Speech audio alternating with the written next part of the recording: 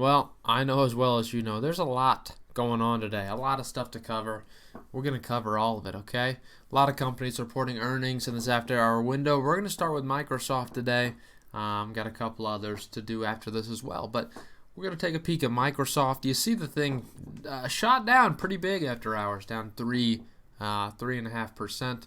Pretty rough to see, but I will say if you look over the past year, this is a stock that's seen quite a bit of fortune. There's no doubt about it. Up 54%. All things considered, compared to some other stock charts out there, 54%, kind of a low return, frankly. You're seeing some stocks that have recuperated in the last year over 70%. So, kind of low return for Microsoft. So, all things considered, it's hard to expect a steep drop unless there's some bad numbers. So, let's take a look at what they're posting here. Why not? Overall, Microsoft is posting a non-GAAP EPS line of $1.95, which is a beat by 17 cents. So nice there. And the GAAP EPS of $2.03 beats by 26 cents. Overall, a good profitability beat, no doubt. I do like to see that because it shows the company's doing great things. If you're able to beat on a profitability standpoint, that's really what I enjoy most about companies. It's profit. I mean, let's just be clear with each other. There's no reason why we shouldn't all love profit, because what does profit mean? It's money you're bringing in. That's just pure cashish. You don't want to spend more than you bring in. So that's just how life works, That's just called finance. Revenue line coming in at $41.71 billion. Awesome stuff there, up 19%. Beats by $860 million. Now, I got to be honest, I thought it'd be closer to, right around $1 billion in terms of a beat. Still very incredible numbers to see a beat by that aspect. You know the quality company you're dealing with when it's slightly under my expectations, and it's still a beat by nearly $1 billion. So that's just a quality company when you're able to you can anticipate this company is going to be putting up some good numbers. Overall, some segments, productivity and business processes, came in at $13.55 billion versus a $13.49 consensus, and guidance of $13.35 to $13.6. Intelligent cloud came in at $15.12 billion versus a $14.88 consensus, so a beat there, even over their guidance. More personal computing came in at $13.03 billion versus a $12.46 consensus. That's a category I think, personally, I was expecting some good numbers out of. We've seen some reports that the first quarter of this year has seen record number of PC sales, so I was going to assume Microsoft here probably going to be doing some good numbers in terms of the more personal computing segment, in my opinion. So, and we also have obviously the Xbox One X, I believe it's titled. So let's go ahead and let's dig into this press release. Let's see what we can find. Here, right off the bat, just a beautiful number here. I wish more companies could do something this beautiful. Net income line, oh yeah. $15.5 billion gap net income. What do I need to say there? $41 billion of revenue and $15 billion in net income. That is what we call a company that prints money. You're talking about just under half of what you brought in revenue was straight net income, straight into your balance sheet. Free money, right? Free money you just made. Not necessarily free, but that's freaking nice profit. I mean, I don't know what you can say there. Increased 44% year over year. That's nice freaking profit. I just want people to know that. That is a good number. I like seeing that. I really do. I love profitability, and that is just ridiculous. The company's printing money at that rate. Oh my gosh. Don't worry, I didn't say it that weird. No, it wasn't that weird. So overall revenue grew 19% year over year, as we saw. It nice to see. Net income up 44%. Really nice. I like seeing that. As far as some business highlights they're posting, Office commercial products and cloud services revenue grew 14%, driven by Office 365 commercial revenue growth of 22%. So, Again, Office 365, really nice. Smart to have the entire suite of products available for download by multiple devices, but it's as a software as opposed to necessarily a buying one or the other. And it's a subscription service. That's something nice. Subscription is the key to the market right now. And something like Office 365, it's nice when you pay annually instead of having purchasing it for the lifetime of the computer. It's a little bit more convenient to have it annually, in my opinion. Office consumer products and cloud services increased 5%. And Microsoft 365 consumer subscribers increased to 50.2 million. Like seeing that. LinkedIn revenue up 25%. That's always good to see as well. Still in the infancy, really, of working on ad rates right there. You could get a lot of money out of LinkedIn. You really could. Dynamics products and cloud services increased 26%, driven by Dynamics 365 revenue growth of up 45%. That's right.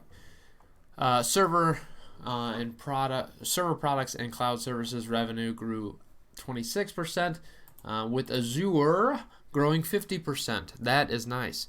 Again, I think there's some negative connotations there when you see overall the chart in terms of growth.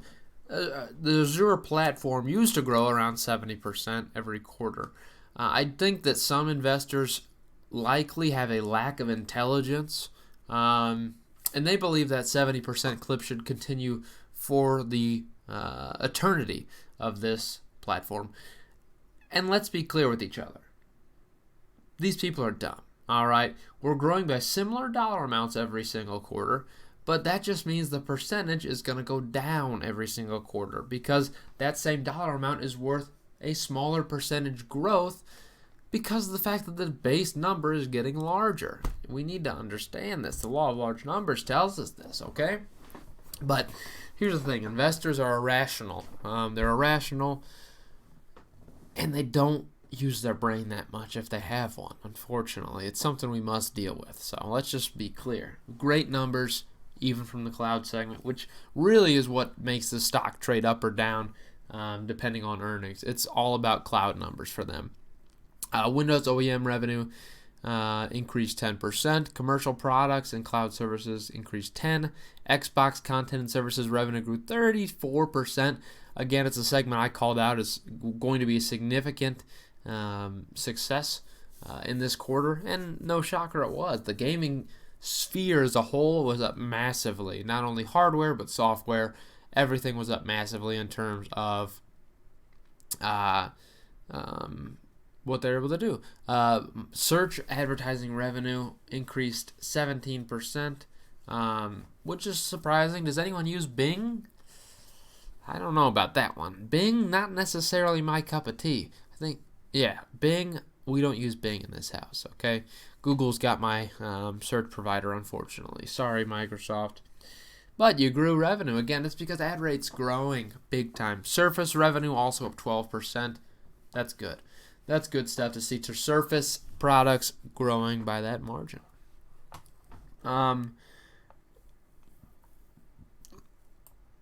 So they will apparently be giving guidance on the earnings call, which obviously we haven't happened yet. And we'll take a look at that once we get there. But for now, we're going to go ahead and continue onto the balance sheet as we do with every single company. But yeah, we'll see what the guidance does because obviously that'll trend this stock, whether it be up or down. Still down 30%. Obviously, we're going to see guidance play a big role, I believe, in this stock's recovery, whether it be up or down, in the response to this earnings.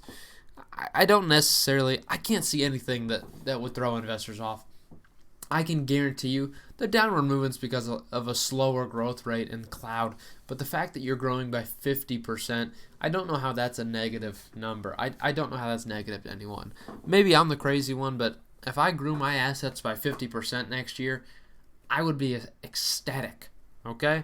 Now, for those of you that have less than 1,000, like over 50% of Americans, you might not be necessarily the happiest to grow it by only 50%. So, again, you got to put it in context. But when you put it in context of the billions of dollars they're making, that's incredible growth, okay?